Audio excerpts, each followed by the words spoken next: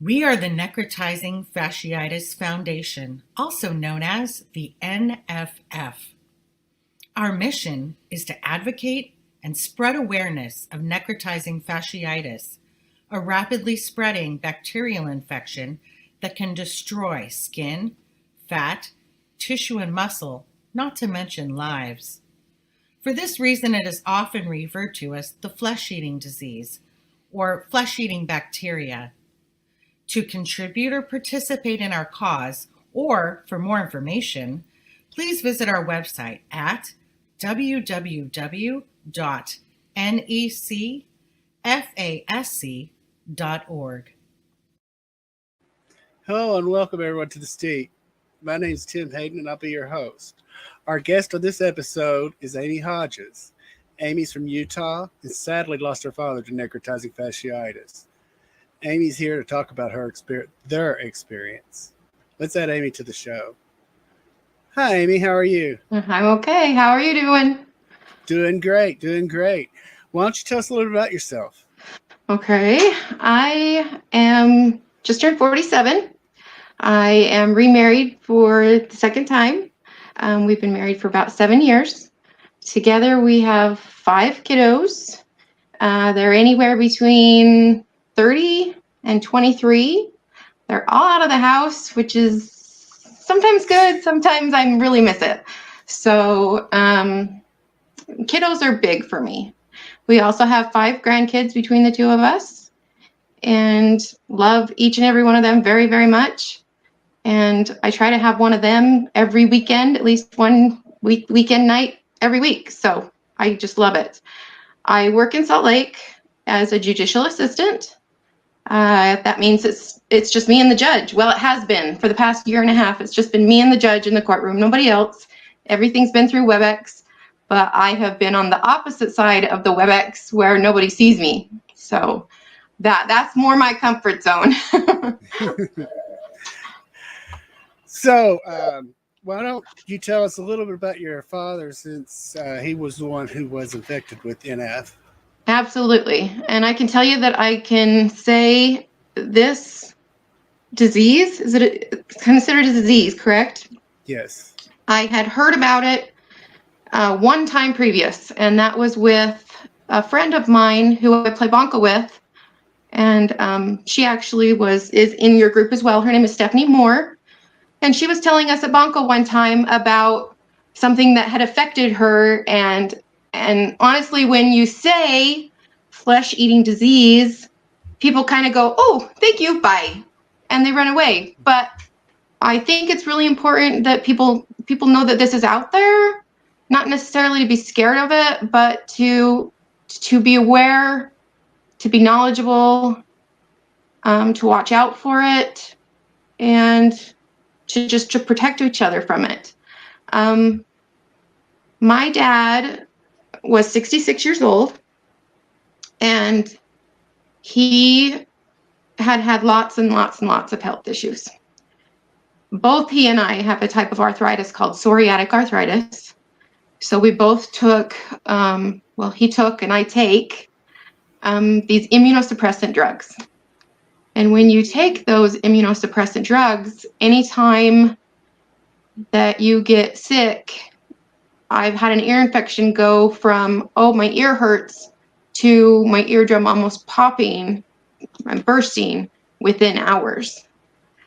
So I think, and the necrotizing fasciitis is another thing that is just so fast moving that I think between our issues with the low immune system and how fast this disease moves, my dad entered the hospital on a Thursday. The reason that he did was because he was feeling a little bit dizzy. I see him there on the screen. This is my dad, my brother Ben, and my first grandson Ryder. And my brother Ben is 40 years old. So my dad was only 26 years old and my mom is the same age, when they had Ben. Ben is mentally retarded, but he also has many, many other diagnoses. And he's about 6 months mentally. He's completely nonverbal, and his best friend was our dad. And right there where you can see him on my dad's shoulder was where he was every night. Every night, that's where you found him. So my dad entered the hospital on a Thursday because they had a home health nurse come out to see Ben. And my dad had said, you know, I've been feeling a little bit dizzy, and I've had a few falls the past couple days, and my shoulder's really hurting, and I don't know what's going on. And the nurse says, well, let's take your blood pressure and let's see where your sugars are. And his sugars were in the unreadable zone. So the nurse said, you can either get yourself to the hospital or I'm going to take you, but you decide how we're going to get you there. So he actually got a ride to the hospital from the person that's renting their basement. And he had another errand to go run and do, and so he dropped my dad in the ER and left. And when he dropped my dad was still able to say, you know, I don't know what's going on. Something's weird's up. And it, as you know, we're in COVID times still, and the hospital is extremely full. And so he was in the waiting room and just waiting to even be seen when I called the hospital to try and find out, I think my dad's there, you know, can you tell me what's going on? And at first, it took about 10 minutes to find him. And then they found him, and he was in the side room where they hook people up to the IVs and the fluids and things like that before they're able to get you to the emergency room. And where he was, the Intermountain Medical Center in Salt Lake, it's actually one of the bigger hospitals here in Salt Lake, and they were stock full. So they had him in this side room getting his fluids, and while he was there, he kind of started going in and out of consciousness, even being able to talk to him and tell him who he was, what he was doing there, what was going on at all. And they tell me, okay, we found him. We're getting him back to the ER right now. We're definitely keeping him. He's very, very sick. We don't know what's going on, but he's very, very sick. Love you, Dad. Sorry. I'm going to hold that at bay.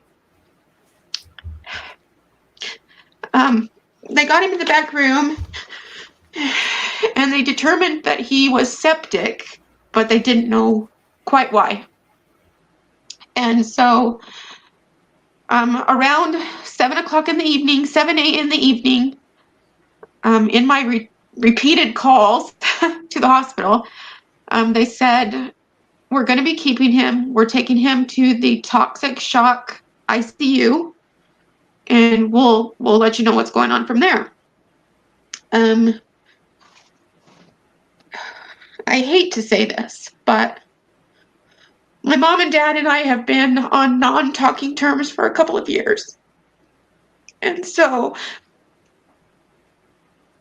I didn't feel comfortable. Sorry. It's okay. I didn't feel comfortable going.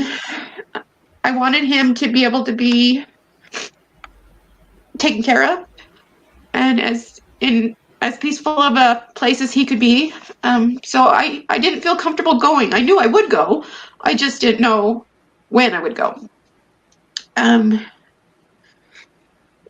Another thing about me is I'm from Utah, and I am a Latter-day Saint, and we have what we call the power of the priesthood. And my son is old enough to have the priesthood, so he was able to get there to my dad that night and was able to have a final conversation with my dad and give him a blessing. And that's just a special prayer to, you know, help in healing and for not only him, but for everyone involved, because this is a everyone involved thing. So he was able to get there and have that with him. And then the next morning I called my mom and I just asked her, you know, how Dad's doing. I'm on my way to work. And she said, well, during the night, they had to have exploratory surgery. and they have found that he has an infection that is underneath his right pec area, and it goes up into his neck from there, and it goes down towards his stomach as well.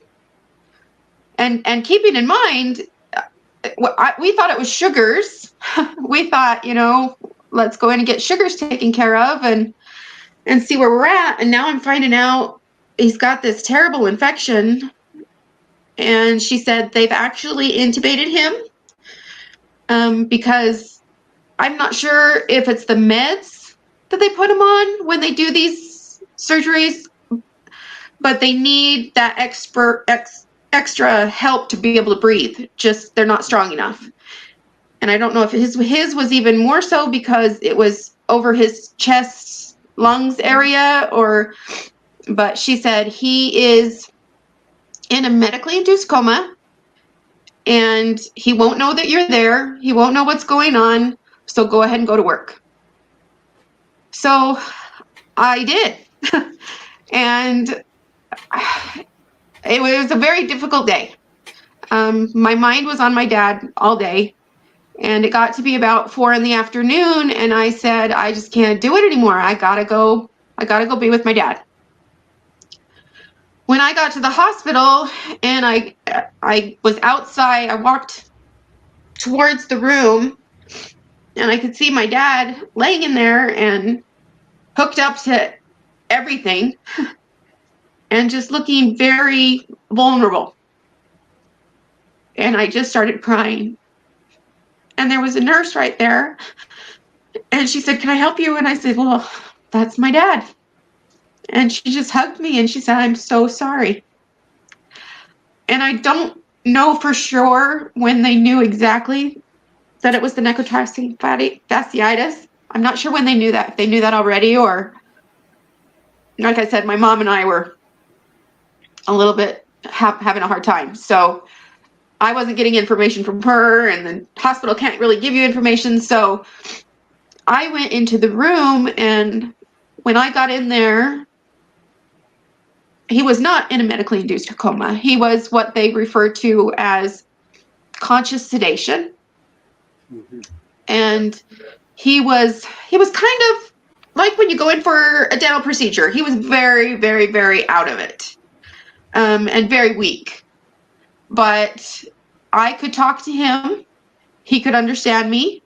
He could move his eyes up and down, do his little eyebrow moves. I could ask him a question and he could kind of grunt. He would squeeze my hand. He would open his eyes when I asked him to. I made a video that I will forever cherish of my dad opening his eyes for his grandkids, for my 3 kids. And I think that was the last time he opened his eyes before he actually passed. So I'm very grateful that I have that. This whole thing just went very, very, very, very quickly. And if you're not, I don't know that you're ever really prepared, but I definitely wasn't prepared. And this whole thing really threw me. So I saw him that Friday, and I had actually just gotten put on a pain patch myself for my arthritis. And my body was still trying to get used to that. And so I was under these times when I would just get so tired and just have to be out. And so I pulled the chair over next to my dad, held his hand, and we both slept. And I was there for probably about 2 hours. And one of the things that he asked me, or I asked him, was he okay? And I asked him if my mom had been there.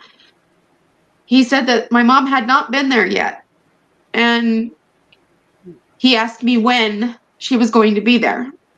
So we called and talked to my mom, let her know that he was aware. But as far as I know, he was never aware once she got there and from then on. I think I actually got the very last true conscious thoughts of my dad, and that was on a Friday afternoon, evening. And he had just gone in the day before. So it'd been about 24 hours at this point. The next day I was going to go pick up Ben, my brother, and have him with me so that my mom could be with my dad and be there to support him and be there to love him, and felt like that was definitely what was needed. And Ben's 24/7 care, so I went to go get Ben, but before I did, I stopped by and saw my dad. And he didn't seem as puffy. He didn't seem, he just seemed a little bit better. And I thought, okay, he's getting better. It's okay. And they had done another EKG, and his heart was looking better, and they said his sugars were looking better. And so they said all of these things are going better. And so I kind of casually walked out of the room. See you, Dad. I'm going to get Ben, and I'll see you next time. And that was on Saturday afternoon. And my mom was with my dad from then on, and I was with Ben, and so I was not able to go back. We went through Sunday, and I think my dad had 2, maybe 3 more surgeries on Sunday. And they just kept taking more and more and more. They had to take his entire right pec. They had to take down to his stomach and up towards his neck and behind his ear. They said, and if you want to put that picture of Ben and my dad back on, he would never have the use of his right arm again. And for my dad and for Ben, this is life. So we had a discussion, and we talked about it, and my dad was a DNR, a DNI, and we talked about it, and he really felt that those things should not be done as a way to prolong life. So we said, if this is a treatment, if this is a way to get him home to be able to be with everybody, to be able to live life, we want you to do it. If this is just prolonging his pain, this is not what he would want. And then when we heard about the right shoulder and he would never be able to hold Ben again, we knew pretty much then that we couldn't do any more. So, Monday morning, we called and checked in, and he was not looking good. And I was trying to figure out everything that I could do to help my mom, to help my dad, to help Ben, to help me, to help my kids, to help everybody. And you've had 3 days now 66, you think that you're going to get a chance to get old. And he got old, but in different ways than what I thought he was going to get old. I got a call about, I think it was about 1:30 in the afternoon. And they said, sorry to tell you, but your dad's gone. So,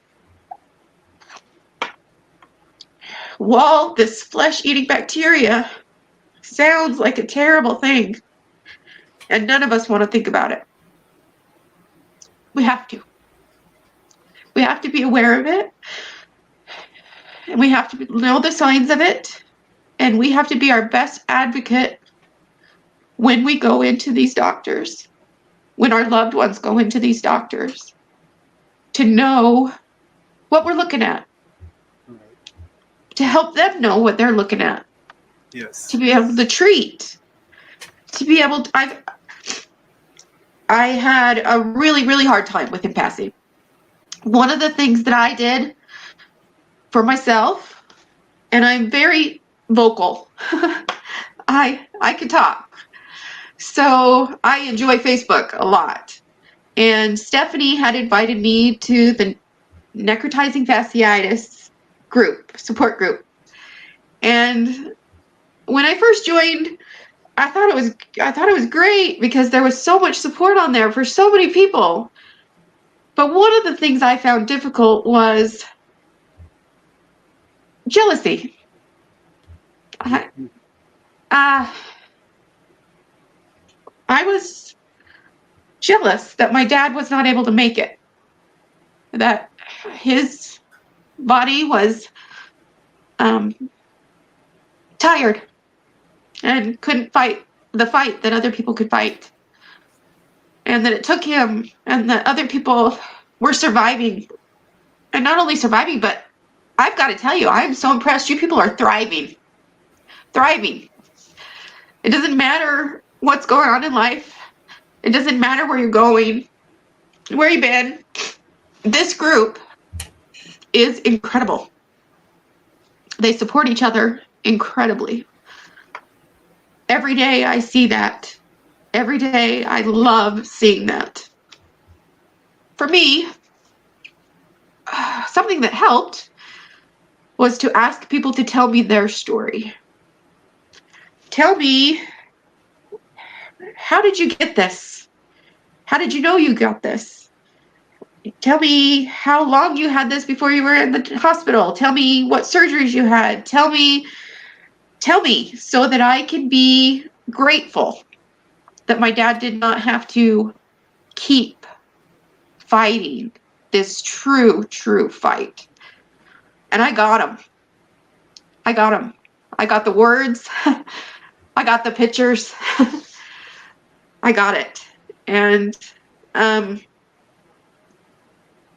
wow. What you go through is amazing. I am truly amazed. That's what the word I keep coming to with several people in this group. The kids especially in there that have survived it really amaze me. I mean, they don't let it slow them down, and they learn how to go on with have a new normal. Exactly. Mm-hmm. I agree with you. Exactly. Because, and I don't think it's a one and done. It's not a one and done. It is from my experience and watching people through the group, it is a daily conscious concern. Is someone going to bump me wrong? Is somebody going, am I going to get a little teeny tiny, what somebody else would say, doesn't even need a Band-Aid. This is a concern. And it's a tough one. It's a tough one. I've talked about my dad in the last of it, but I would like to talk about my dad and just who he was, if that's okay. Absolutely.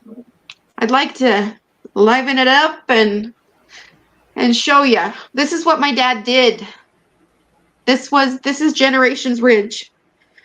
This is, I can't remember how many acres they bought, but they bought this property, and it was just sagebrush and sagebrush and sagebrush. And I don't know if you can see, but right there in the middle of that picture, they leveled off the hill. There's enough room up there to have about 6 or 7 trailers up there. We put in a septic system. There's electricity.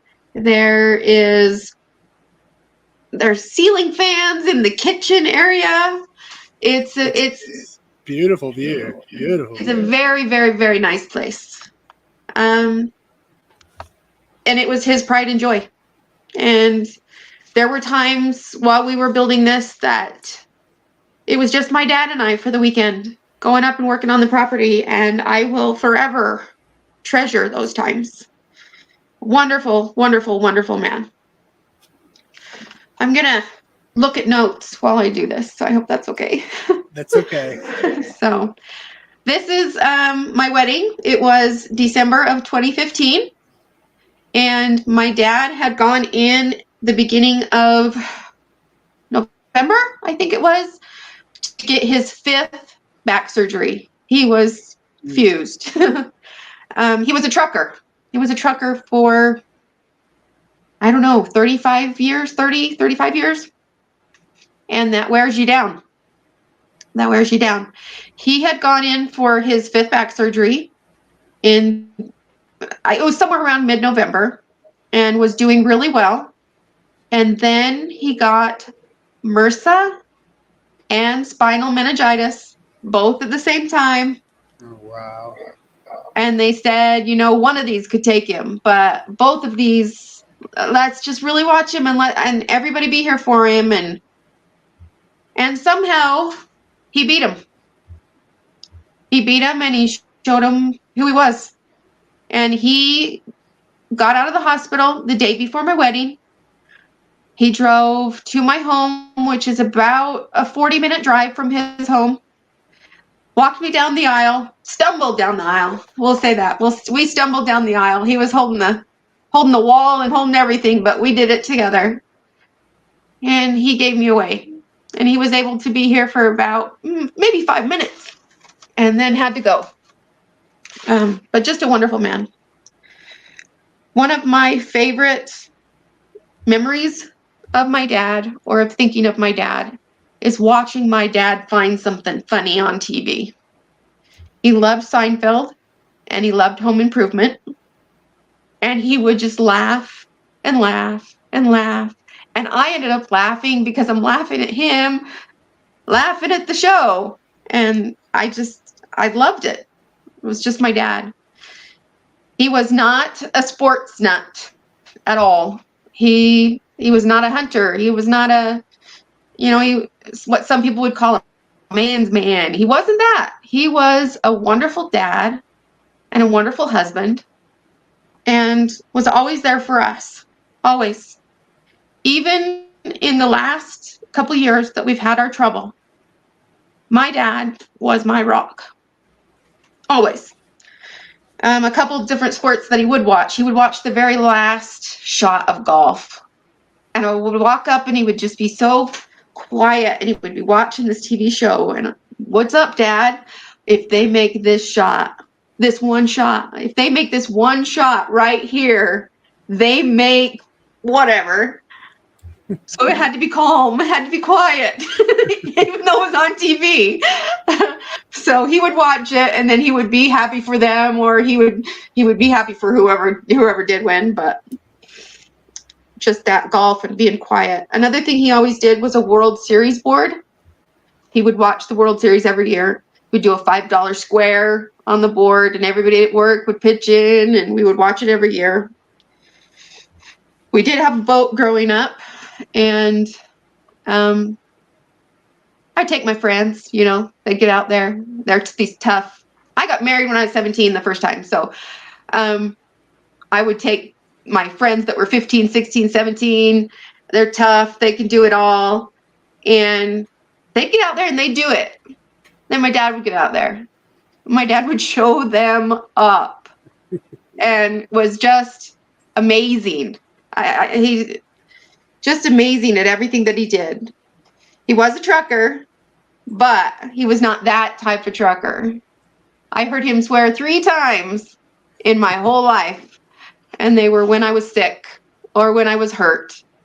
One time, my brother was driving our boat, and my dad and I were out in these tubes, and my brother was doing the circles around the lake, tight circles. So these wakes were like huge, and my tube hit right into the front of the wake, and I guess I did 3 full somersaults in the air and landed on my back.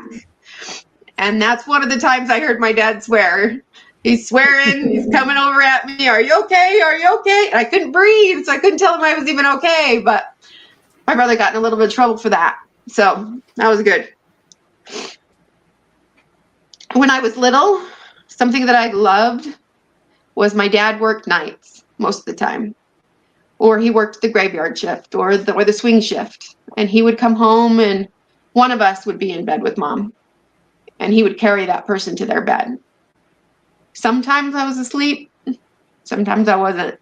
But it was my dad carrying me and loving me, and it was fantastic. He loved softball. He loved racquetball. He loved playing volleyball. If you know what that is, that's volleyball in a racquetball court. And he loved it. I couldn't stand it. I am a true blonde. I would get in there and be spinning, and they would be bouncing it off the walls, and he loved it and was so good at it. But I couldn't stand it. Woodwork. He did a fantastic job as a woodworker. He could cut anything that you wanted with any kind of saw, anywhere, anytime, anyhow.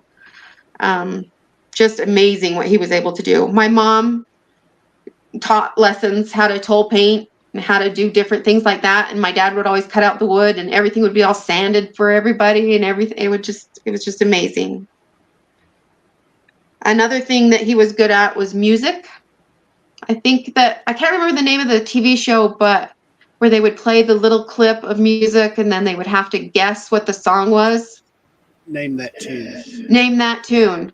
And my dad could. It didn't matter what kind of genre it was. And it was before these people. It was like 3 seconds, 5 seconds. Oh, that's so and so, and this is when they made it, and this is who was in the band at that time, and I don't know. Okay, you think? Wonderful, wonderful memory. He was a local trucker, so you could tell him, I need to go to Brook Street. I need to go to Brook Street. It's in Salt Lake, about 13th East. Oh, yeah, okay. Well, this is what you do. You go on this, you get on this exit, you go 3 streets down, you turn left, it's going to be the second house on the left. I mean, I don't know how he did it. So, when I asked other people, when I knew I was going to be doing this, and I asked other people, tell me about my dad. Tell me what you knew about my dad, who you knew him to be.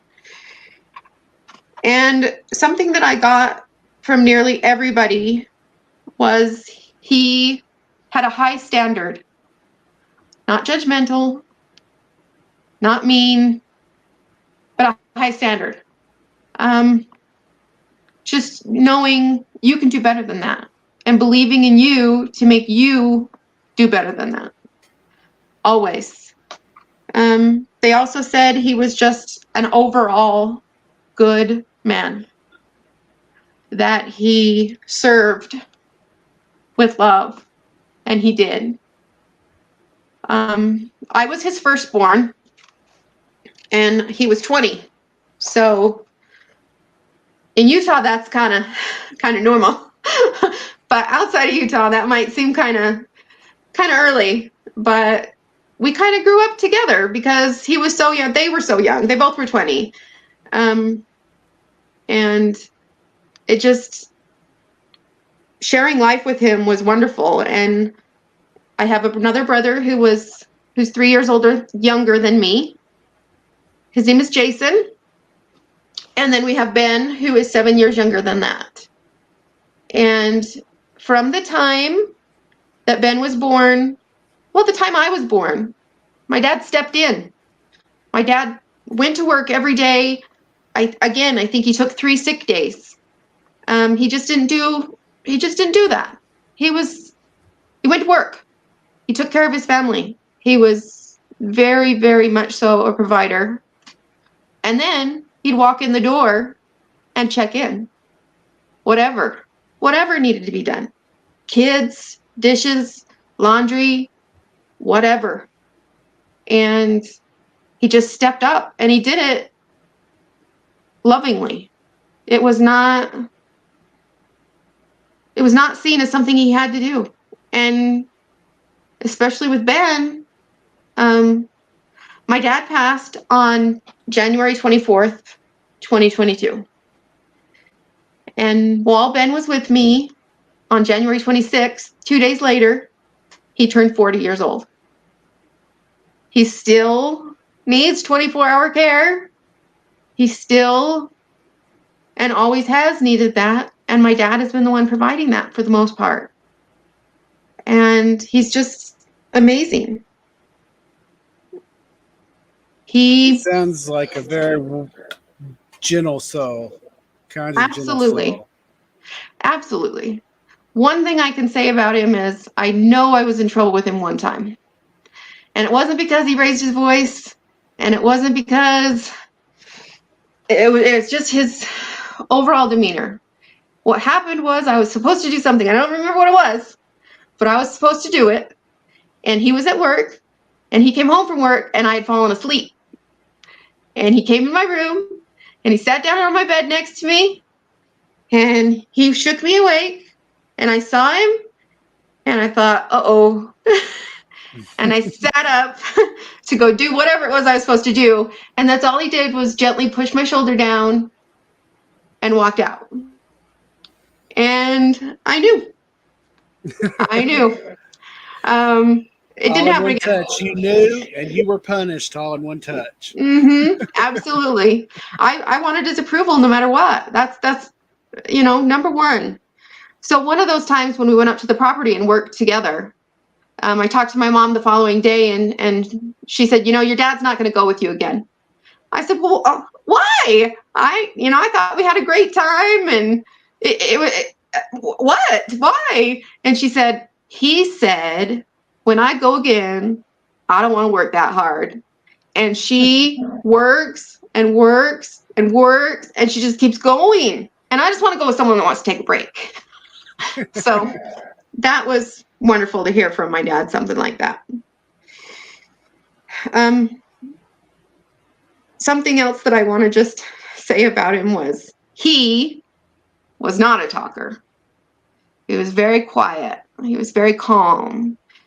When you got him talking about something that he wanted to talk about, he'd talk. But if he really wasn't interested in it, he wouldn't talk. So after my divorce, I lived with my parents for 7 years, and my dad was my go-to talker. But it's hard to have a conversation with someone that doesn't respond. Let's go. So my solution was to say, hey, Dad, you know what I mean? Did you hear me? Yeah, you know what I mean? My mom, he says to my mom, if she says, you know what I mean, one more time, I said that he should just answer me the first time. Exactly. So, Exactly. something that I do now is I love to scrapbook. I love to scrapbook.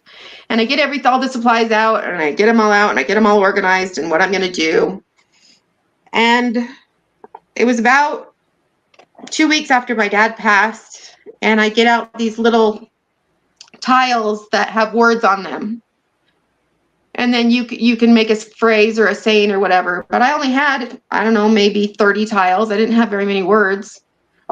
And something inside of me had me put this phrase together. And I definitely think it was my dad. And what he had to say was, please listen. In time, I see us together. You live a happy, good life for me. So even then, even 2 weeks after he was gone, he's already looking out for everybody around him. Absolutely. Those are very wise words. Very wise words. Absolutely. I did ask my kids. I hope I'm okay. I asked my kids. I have 3 kids, and my oldest was born when I was 20. So my dad was only 40. So he was really young to have them too. So, and then we lived with them for 7 years. And I asked them, your second father figure growing up, what words they had to say. My youngest is 23. She had simply 3 words to say about her grandpa. He was loyal, he was hardworking, and he was creative. My oldest will be 27 next month, and the only boy. Tyler said, my grandpa was quiet, but strong and steady, and helped me form the early ideas of manhood. My middle one is Tiffany, and she's 25 next month. Honestly, one of the things that she had to say is that she's just in disbelief that he's gone, because it was so fast. But she said he taught me how to stay calm in situations where it's hard to.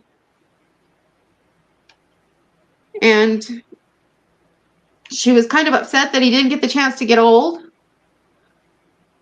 And she was a waitress for several years, and she reminded me, Mom, he drove by at least once a week just to look through the window, just to wave, and then to keep on going. And she said, at the time, I thought, that's kind of weird.